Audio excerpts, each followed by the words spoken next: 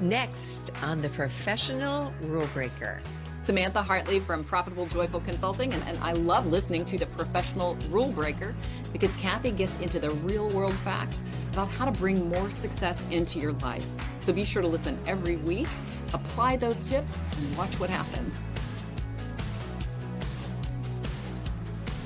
So welcome back to the Professional Rule Breaker Show. I'm your host, Kathy Walterhouse, and I am here along with my guests to help you succeed. So I think you're going to really love our guest today because she is a revenue multiplier. So I know everybody's ears probably just perked up right there because who doesn't want to multiply the revenue? So she works with entrepreneurs that are stuck in the revenue roller coaster or are drowning in client work, and she helps them multiply the revenues without the exhaustion of working so hard because you want to find your perfect clients and have transformational engagements.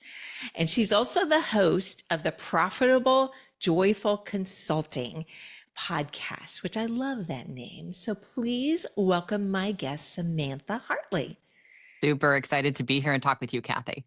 Yeah, I'm excited to have you. So, all right. So I mentioned revenue multiplying. So let's talk about that because I'm sure everybody wants to know. So do you have a process? How do you help people multiply their revenues?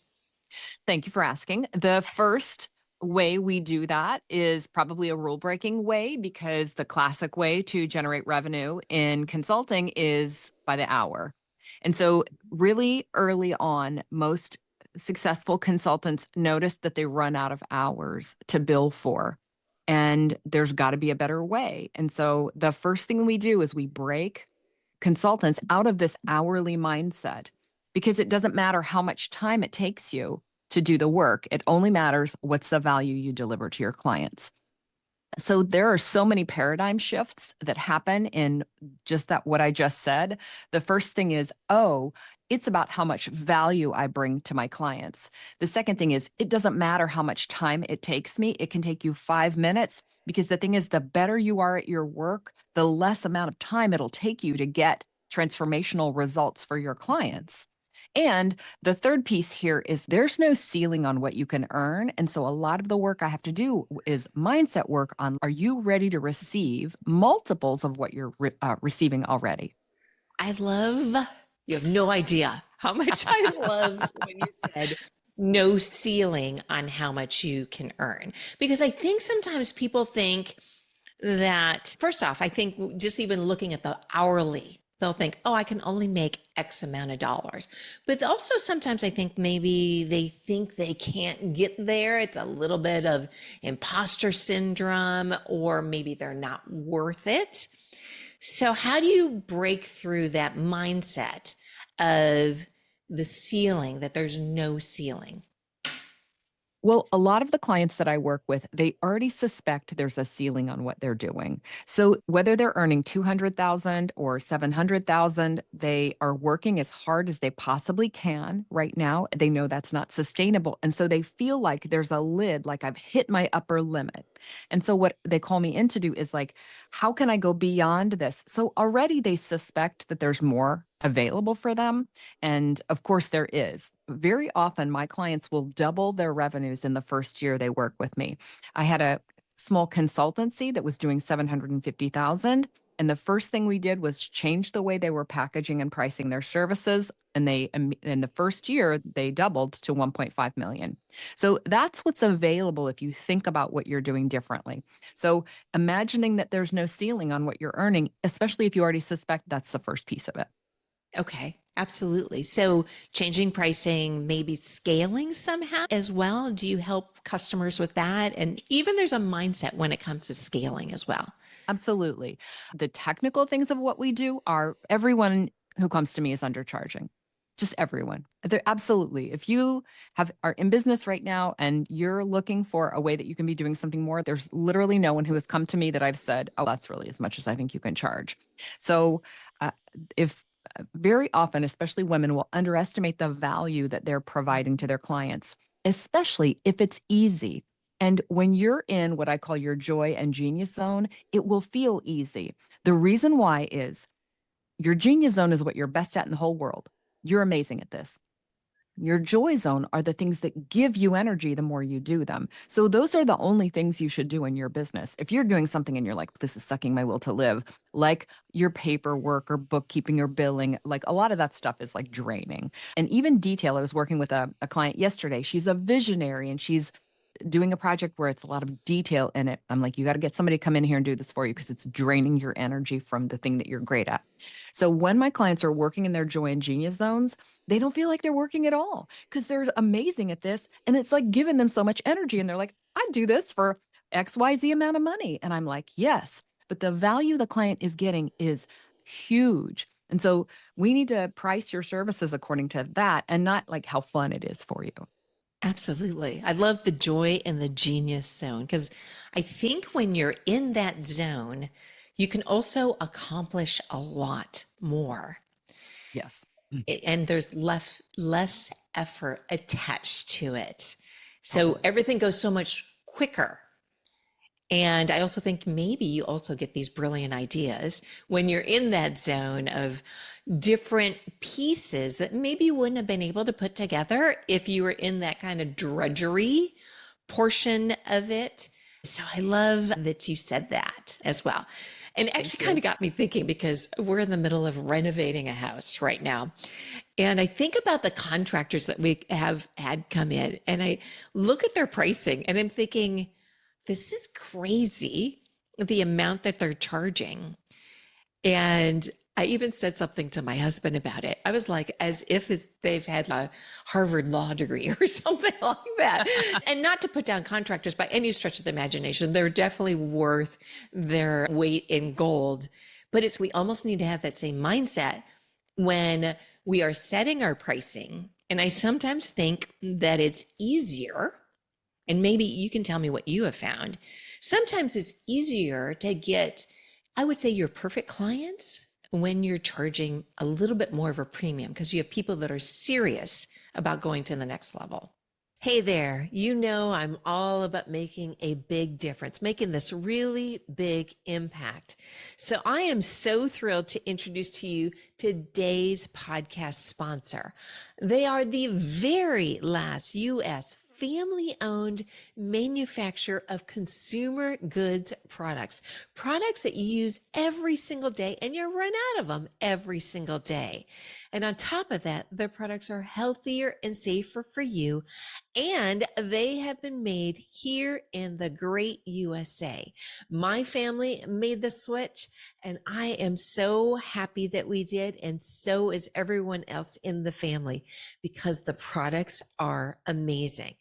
So while these big giant corporations are just getting bigger and so many small businesses are really struggling to survive, why not help me in rooting for the underdog? And you know, I'm all about the underdog instead of these giant 11 conglomerates that control 97% of the North American consumer goods market. So if you're ready to make a difference and switch away to something bigger and better, go to switchaway.com/rule breaker, drop your information, and one of my friends will reach out to you directly. And let's all switch away together to better quality products that are healthier and safer for you and support family-owned businesses. Because together we can rewrite the business landscape and make a difference one person at a time. And I said, Kathy, I think it's really important that when you say your price to a client, that they gasp a little bit. There should be like a little bit of sticker shock. And people are always like, oh my God, the client had sticker shock. I'm like, sticker shock is not fatal. When we have sticker shock, what happens is, and I've had clients literally say this to me, oh, okay. They realize this is serious.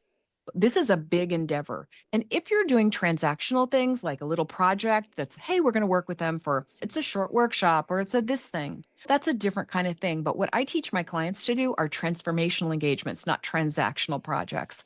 And when you do a transformational engagement, you're telling the client, We're going to change the way you do things fundamentally. You're going to, as an organization or as people, you're going to have new habits installed in your organization so that you see these results, XYZ. We want to be able to talk to them about the outcomes they're going to get. And the value that you're charging should be a lot, but it should be minimal compared to what they're going to see. So I always say that my clients who work in organizations, a lot of them do things with people. There's no people problem in any organization that has less than $1 million ROI if you fix it over the course of a year. So people can't have short meetings.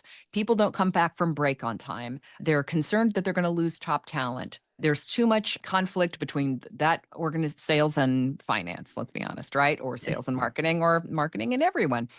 If you have conflict in your teams and you resolve that, it's never less than $1 million of value, because people are fundamentally expensive in organizations. So can you charge a portion of that, whether it's 100,000 or 300,000? Yes, and you should. So my clients will go into organizations like that and charge 120, 240,000 per engagement. Mhm. And get those clients that kind of ROI. Now, if you're comparing yourself to somebody else who's coming in and doing like a workshop for $10,000, this is going to feel expensive. But when you have a good quality sales conversation, as I know your clients would, Kathy, then they're going to get to what's the cost of this problem and what would the value be if you didn't have this problem. And then when they say the investment, not the price, not the cost, the investment for working with me is going to be $120,000, then that's different. When I say it's an investment, when I say the investment is $120,000, the client thinks, what's my return on that investment? If I say the cost of this is $240,000, they think, oh, I'm never going to see that money again. So what you say and how you say it matters. And perfect clients are definitely, they want the outcome that they want, and they're going to get over the sticker shock in the short term. Okay, so I love everything that you said. So I was recently speaking with somebody about return on investment, and because they were really struggling trying to relate to the client the return on investment, because the client was saying that's just all like funny money. We don't know if we're ever going to get that. So, do you have any tips or suggestions about that? Mhm. I do work with perfect clients. A lot of times you'll talk with people who have been like, we've been burned before, and I feel like, Mhm. I know that's called the cost of doing business. We've all been burned before. I hope you're smarter from the lesson you learned. That again, in the sales process, you can escort people through those doubts and fears, and if they trust you, um, Mhm. you build that trust in multiple ways. You build it during the sales conversation. You build it by having testimonials and case studies of how this has worked before. You build it by having a brand reputation, so that when people have been exposed to you, whether it's through your website or online, or they saw you speak somewhere, that they feel like, oh, this person is a legit person. So then all of that can hopefully overcome, I always call faith, it's the overlap of doubt and trust. Ooh, So I like if they're going to have faith in you, or both trust in you, trust is kind of a far way to go. But if they have faith that this is going to be a thing that's possible for them, I would say I need to work with people who are optimists. I need to work with people who believe that things go their way. And in that case, that'll usually help you to move someone to this area of shared risk where you're risking too. You need to believe that they believe in getting results. I had a client I worked with one time, and he was really in the position you're talking about, where it was a big investment for them, and he was like, "Oh, I'm really not sure." And I was talking about him about how things had gone in the past, and he was like, "This doesn't work for us, and this doesn't work for us." And I said, what's that coffee cup on your desk?" And he said, "Oh, this is my cup. I'm a member of the Optimists Club." And I said, "Let's talk about optimism." I love that optimism and joy and having fun while you're doing everything. Because I think, again, just going back to that drudgery, if it's not fun, I always say, if it's not fun, why do it? Yes, exactly. If we want to No be matter what it miserable, we is that don't. you do, whether you Exactly. work for someone or you are attracting clients that maybe don't fit into that perfect fit clients, and they sap your energy as well. So I was thinking about time freedom as well. So if you find these perfect clients, Mhm. you won't have to have as many of them, if you find the perfect clients. And Yes. so it should give you some time freedom, correct? It totally gives you time freedom. So one of the ways that I teach my clients to work, I have clients who'll come to me. One super scary example, she had done 700,000 in a year and many years, but what she was doing that $5,000 at a time. And I Mhm. said, I'm just exhausted listening to you.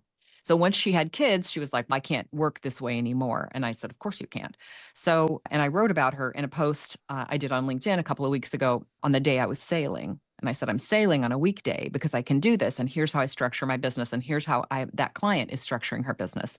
So what I believe in doing is what I call the revenue pyramid. So most consultants and a lot of entrepreneurs work on a project basis. So they'll go in somewhere and they'll work with a client for 6 weeks or 6 months, or they'll do like a $15,000 workshop here and a something there. So she was doing that with these $5,000 coaching clients that she had. So that to me is the middle of the pyramid. Those things will drain you. The way Mhm. I teach my clients to work is that you get transformational engagement. So what does that mean? It means you work with a perfect client and you're working with them on something that would be transformative for them or their organization. And because people are people, we can't change if we work together for less than a year because you have to instill new habits. Like we can get a quick result at the start, but you can't sustain that result unless you work together for at least a year. And a lot of my clients will work with their clients for much longer than that. I have clients who've been with me for over 10 years. So when you're making a really valuable contribution, your clients will stay. So how I teach my clients to price that is that at the bottom of your revenue pyramid, you'll have 5 to 10 transformational engagements. And the value of those clients, I mean, it can be $25,000 if that's a lot of value for you. But most of my clients, the bottom of their pyramid is 5 to 10 $100,000 clients. So a transformational engagement being $100,000 or more, they're getting their clients that $1 million of value. So Mhm. when you have 5 to 10, that's a business of 500 to a million. If you have five down there who are 250,000, like a lot of my clients do, then that's also a possibility. And then the middle of your pyramid should be that project work. This can be assessments or anything else you're trying out. And the intention of the middle of your pyramid is to move clients from there to being transformational clients for you. Okay. Then the top, there's a little teeny peak of top of your pyramid kind of up Right. there. And that's for that revenue that isn't ongoing. It comes along from time to time. It's, oh, yay, Okay. you got a speaking engagement if speaking isn't your core business. Or, oh, someone bought a domain name from you for $10,000. Just random things, but you don't have to count on that revenue. I love for the bottom of the pyramid to cover all of your costs of your business, including your paying yourself a salary, so that when you start your year, with these year-long engagements, there's revenue into the future as far as you can see. Mhm. And when you have that kind of comfort, you can work more if you want to. You don't have to. And then you can do occasional, like if it comes along and you enjoy doing it, then you can do something in the middle of the pyramid, but you're sustained by the bottom. That is so interesting because it's almost like an upside down pyramid, is Yeah. what I'm thinking, or an upside down funnel. Because a lot of Funnel. times Yeah. in a funnel, you have everything going into the funnel at the bottom. And then as it gets filtered out, then you have your larger clients that go to the top. So Right. you constantly almost have, it's almost circular in Yeah. which the bottom of the funnel is feeding the top of the funnel. It's so interesting. I've never heard of it this way. And I But really like it because thank it's you. almost like making the bottom of your funnel or your pyramid where all the dollars are rather than that very top of your pyramid. I modeled it after the financial advisor we had when we were really young who came in and was teaching us just the principles of investing and said the bottom of your pyramid should be those like secure things like bonds, right? Extremely low risk. So a lot of your money, now this can change shape depending on what age you are because you have a lot more risk that you're able to do when you're younger. But the bottom of your pyramid is usually those kind of like stable investments. The middle are going to be those mutual funds. Like they're going to vary, but they're pretty, the little higher risk, but they're going to be good investments for you. And then the top of your pyramids is all of these can be a stock or it can be, who knows, like a real estate deal or something you're doing. So that was kind of the way it was taught to me when I was in my early 20s. And I was like, oh, that makes a lot of sense. And then when I started seeing the way that consultants did revenue, and by the way, I did this as well. I would have a $20,000 project here and a $50,000 project here, and then a 15,000 and a 5,000. And that's when you're on the revenue roller coaster because you're like, like, I have a lot of clients. I have no clients. I have a lot of clients. I have one client. And And it's it's almost like you have to incredibly keep on selling over and over again because you have, yeah, I see your expression. I will hope totally. everybody watches this instead of only listening to it. So, because you have this client, 20,000, 50,000, whatever it is, you have them for 3 months, you have them for whatever it is. And then what? After three Then you're months, unemployed. you got to Yeah, do it again. exactly. The irony is, as you and I discussed before we started, I love sales. I love selling. I love being in those conversations with my clients. And I like to sell once. I want to sell once to enroll a client, and then I want to have to work with them for a year. And I don't want to have to think about selling again because they're bought in, and I don't want to have to sell a lot. So I have those 5 to 10 perfect clients that I'm working with, and they're sustaining the business, whatever you choose that level to be.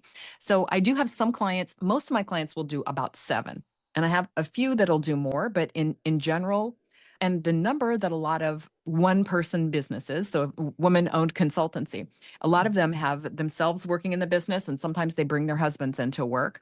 But that kind of a business doing 700,000 can do pretty good money for your family.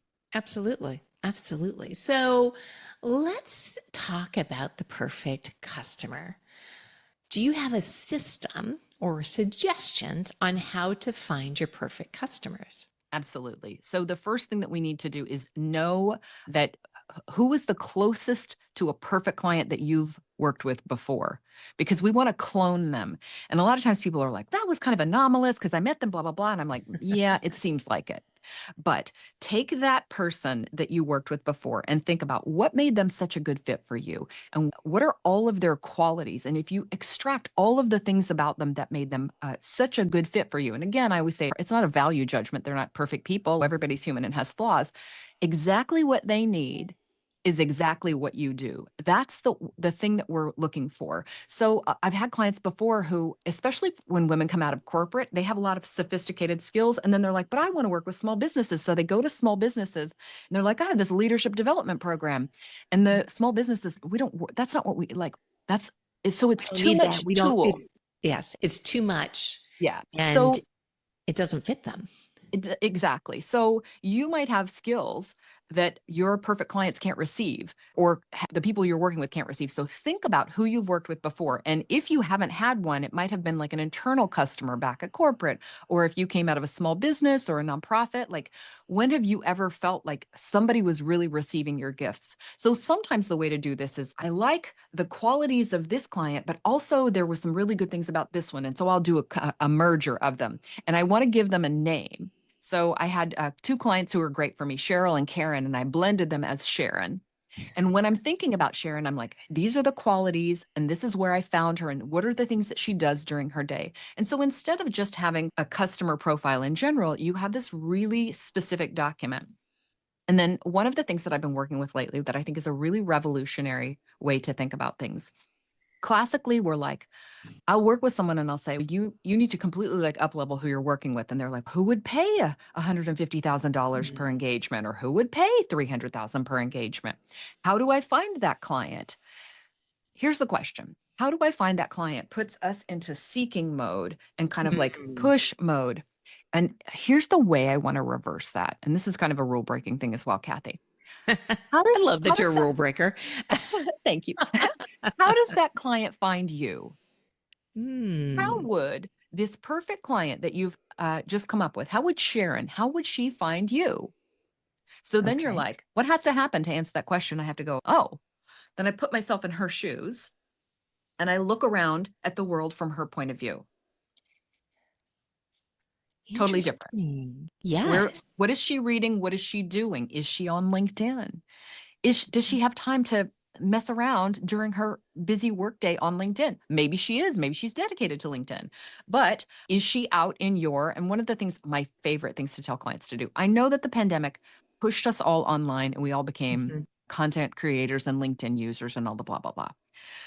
The best way for you to find clients is to go out into the world and meet them in person.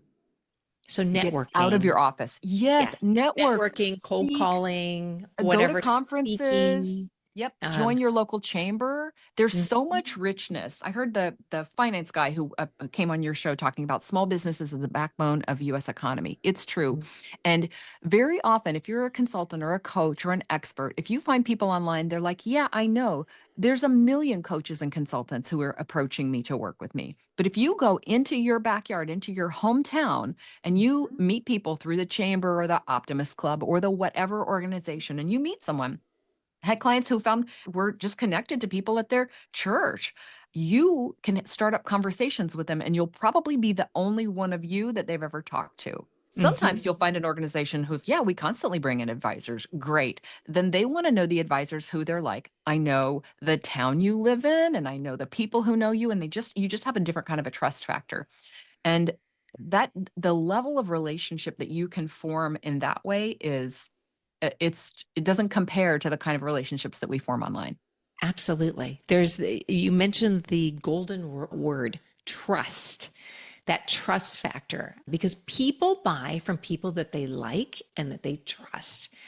And without that, I would say you get trust online? Absolutely, you can. I think it's a longer cycle. I think they need to hear from you a lot and be exposed to you a lot versus that in person, or even if you do a Zoom or whatever it is, that networking, word of mouth. I mean, it makes it so much easier. And I think that's actually a miss that a lot of people really don't do. I agree. I agree. Again, I blame the pandemic for taking us out of this normal kind of business socializing, the ways that you would go out and interact with people, the chamber. I've had several clients lately who are joining, almost all towns and cities have a thing called like leadership your town. I did it in Leadership Conway when I lived in Arkansas, where I'm from. I've had a client do it at Leadership Mountain View. I have a client doing it at Leadership. She's somewhere outside of the DC area. Those organizations put you in front of other leaders Mhm. from your town. And that's a great way to form connections of people who are connected to other people. So if you're like, they don't really have any good businesses or whatever where I live, you'd be surprised. When you get into these organizations, you can network and get connected to them and talk about trust. That's a year-long program, just like any of these other ones where you show up, you build trust when you show up in front of people reliably and consistently. And I think a lot of people, they really trust their intuitive hit when they meet a new person. And so if I met you in person, I'd be like, oh, okay, 2 or 3 seconds, we'd have like, I felt good about her or whatever. We have that feeling. And it takes longer online.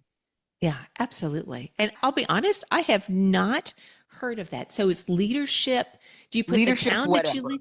live, whatever Mhm. town you live in? So Check with leadership the Dallas, chamber. leadership, Oh, 100%. There's a Atlanta or leadership something. Dallas. Okay. Yep. Yeah, yeah, Okay. yeah. Yeah. So that's a good one. We'll make sure that we put that in the show notes as well, too. It'll definitely be helpful to a lot of people.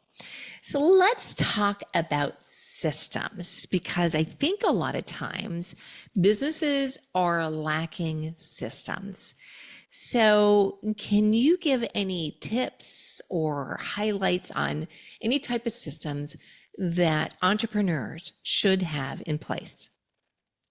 Yes. So There's probably a lot of them, but exactly. So I'm a big SOP person. And the reason okay. I am that is because when I first went into consulting, all of the big consulting firms were like, oh, you don't want a cookie cutter approach. You don't want a cookie cutter approach. And they do all this custom stuff. And I'm like, here's the thing about a cookie cutter, it gets a consistent result every single time.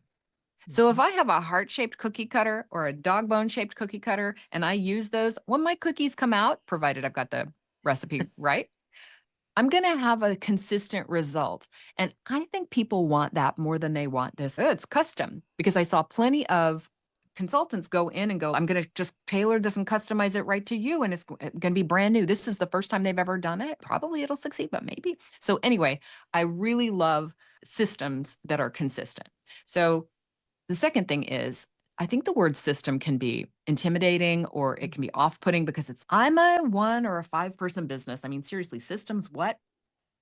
If we think of a system as a recipe, and a recipe, again, for these cookies, like you want to get a consistent result. So I come out of cooking, cook a lot as a home cook, studied cooking in France. A recipe is, it's the things you prepare in advance, you gather your ingredients, and then here are the steps that you take to do the thing. And you have things that you're looking for of like, how do I know that the batter is right? Or how do I know something's done? So I believe in setting up all of the things that you need to do on a consistent basis in your business as like little recipes. And we call those SOPs, which is standard operating procedures. Again, like a big word, but you can call them whatever you want to call them. We've always said you can call it banana as long as you and the people who work with you know what you mean when you say the word. Say banana. Exactly. So, what are the systems? What are the things that you need to be doing in your business on a repeatable, ongoing basis? A very simple one is something like an email newsletter. Why do I need an email newsletter? Because when people come to your website, they'll very often be there and then bounce away. So, it really helps to have something that you can use to stay in touch with them. And you'd be surprised. I never sign up for newsletters. Are you your avatar? Are you your perfect client? Keep in mind that her behavior might be different than yours. So I think it's really important to have an email newsletter, just a super simple thing that you use to stay in touch with your clients on an ongoing basis. So what does that mean? It means gather your ingredients. I need to have content. I need to have a template. I need to have a system, a CRM that I use to send this. I need to have my assistant who knows how to do all that kind of stuff.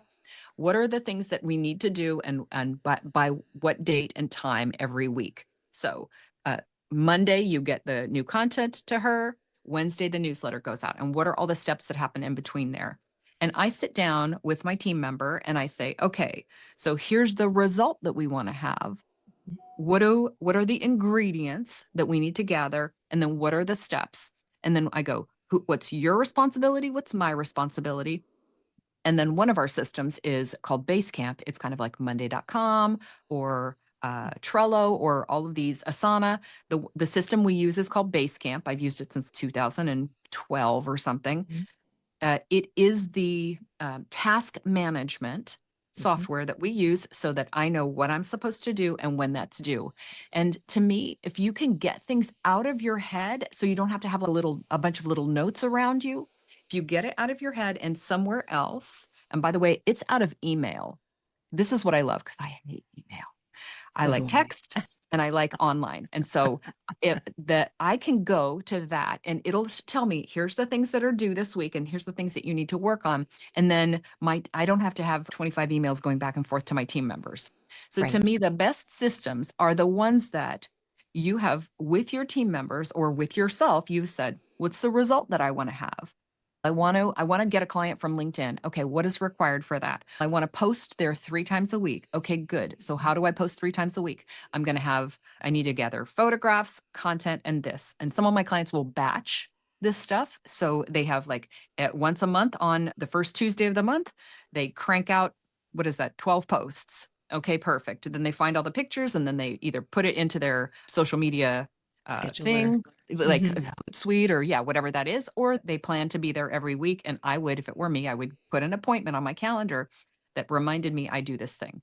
So I hope that kind of makes systems seem a little bit more like task oriented. You don't have to have a lot of them. It's only about the things that you want to have, you make sure happen on a consistent basis. It's easier to be consistent if you're supported by these recipes, these procedures around you. And it can sound like, I don't know if it sounds complicated or if it sounds too simple. I think it depends on your perspective. But I've had clients who say the number one difference maker in the year that we worked together, I'd love for them to say it with me, but was the SOPs that they created. And I'm like, good, because those things get all of this responsibility out of your brain onto paper, and then they create results. They create those cookies. Absolutely. Absolutely. I think I love that you brought up having some sort of software, whatever it is that you use, because it's exactly that, because it gets it out of your head in and you can concentrate on other things rather than, oh, wait a minute, I need to do this and this. And I'm a big fan of batching. Batching just makes you so much more efficient. And then you can go ahead, whether it's a newsletter or the posts in social media or whatever it is that you need to do so that you are top of mind to a potential customer, because they may not want to buy today, but when they are ready, they'll be like, oh, I know Kathy or I know Samantha can help me with this. rather than not being top of mind and then having them go off in a different direction potentially, and or maybe thinking there was somebody that I read something about or whatever it is, and then they have to really search to find you, because that's the last thing you want, is to have a potential customer spend some time, because when they're searching they're going to find other people too besides just finding you. Exactly. So yeah, I love that. But it's interesting you were talking about the cookie cutter approach, because I think that makes it easier and you can almost make your prices a little bit more standard when Absolutely. it's the cookie cutter approach. Yep. Not to say that you can't throw some rule breaking, something different on top of the mix. So you can Mhm. almost say, as if you're baking a cake, here's the recipe for the cake. And maybe the extras are the frosting Yeah. on top of the cake, the things that would be a little bit outside the box or whatever it might be. I have a really good example related to that. I worked with these consultants. It was three of them, and they custom created every project together with the client. And I said, why are you doing that? And they said they like to feel that they're adapting it to themselves and that it's Mhm. personal to them and custom for them. And I said, I don't think they do, because they're not experts in the thing that you do. And so I think, and also they're busy with other work. I think that'd actually be better if you just did it yourselves. And also, do you think there's a right way to do this? And they said, oh, of course there is. I was like, well, then why are you letting someone else dilute that for you? So then we got to, they said, right now we're charging about $140,000 per engagement. But a lot of that, the way we bill it, we itemize it, is the time that we spend co-working with the clients to customize the thing. And I said, but the clients don't care about that. What they care about, they're willing to invest $140,000 to get the results that the thing gets. And so the next time they went out, they just said, here's our signature system or our proprietary approach, whatever you want to call it. This is how we do it.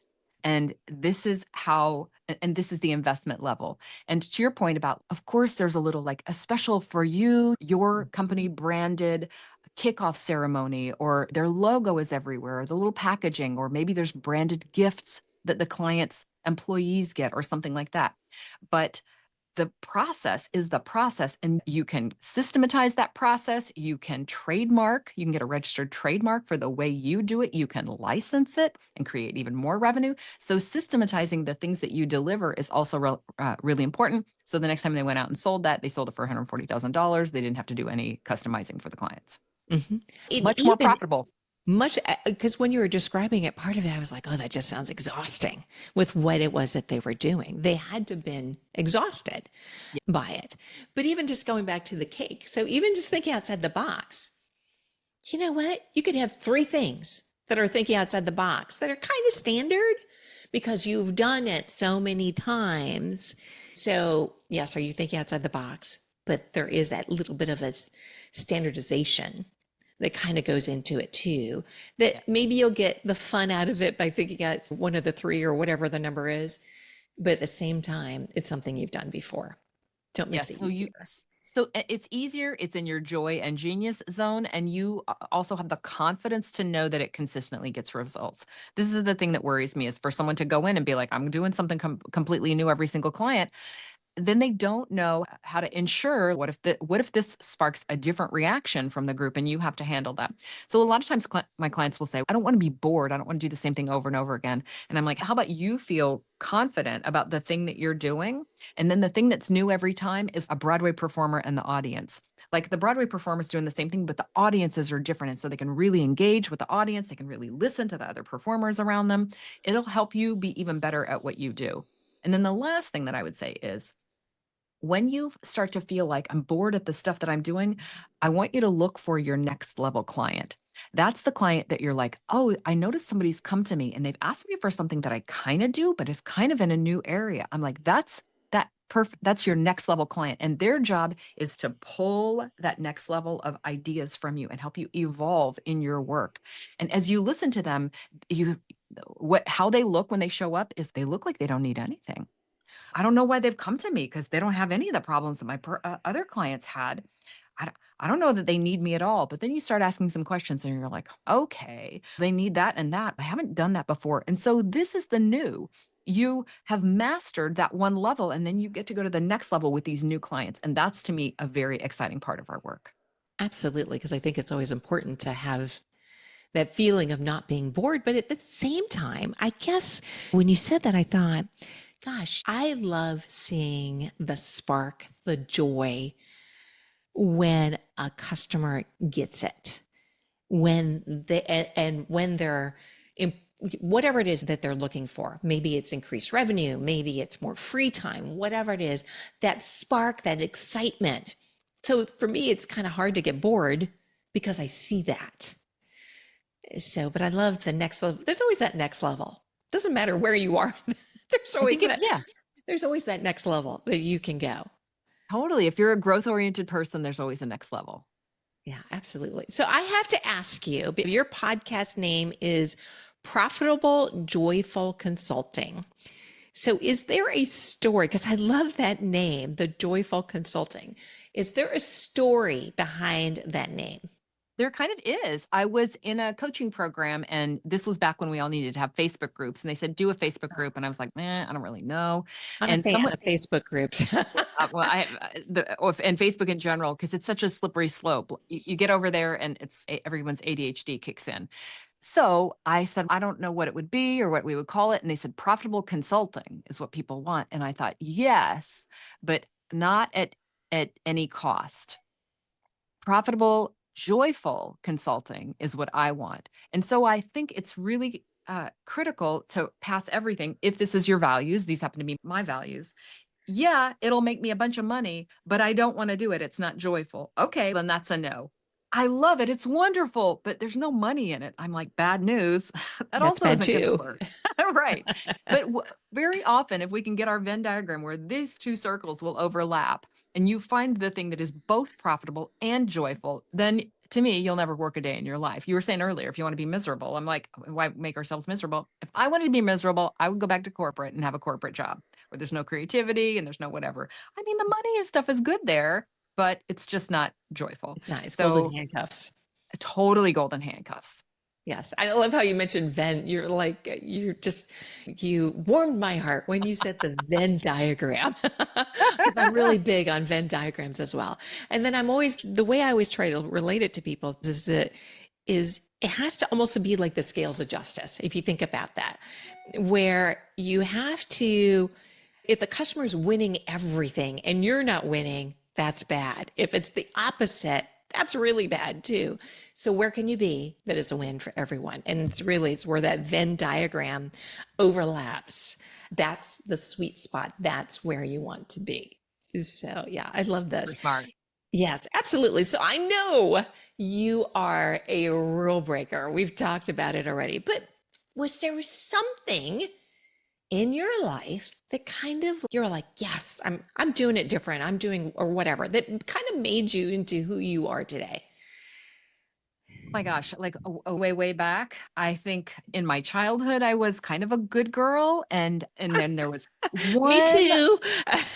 those good girl rule followers, and then there Yeah. was just one moment we had a teacher who I just didn't think was doing a good job.